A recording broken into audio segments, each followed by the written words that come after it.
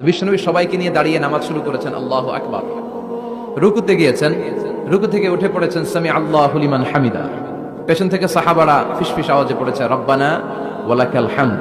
একজন সাহাবা অতিরিক্ত আরো 4টা তাসবিহ বাড়িয়ে পড়েছে, হামদান কাসীরান তাইয়িবান মুবারাকান ফি।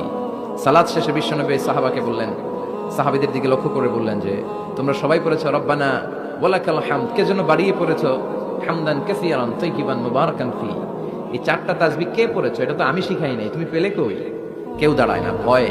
বিশ্বনবী অভয় দিলেন, ভয় পেও না, দাঁড়াও। একজন দাঁড়িয়ে বলল, ইয়া রাসূলুল্লাহ, আমি আল্লাহর তাসবিহ কম কম পড়লে আমার পোষায় না, আমার পড়তে মনে চাই বেশি বেশি, এজন্য আমি নিজ থেকে 4টা তাসবিহ বানিয়ে পড়েছি। বিশ্বনবী বললেন, ভয় পেও না, তোমরা তো দেখোনি আমি সালাতরত অবস্থায় দেখেছি বিদউ ওয়া সালাসুনা মালাইকা, তোমার এই 4টা তাসবিহর যে সওয়াব হয়েছে, এই সওয়াবটা 30 জনেরও বেশি ফেরেশতা কে কার আগে আল্লাহর আরশে পৌঁছে দিবে এ নিয়ে আকাশে প্রতিযোগিতা করছিল।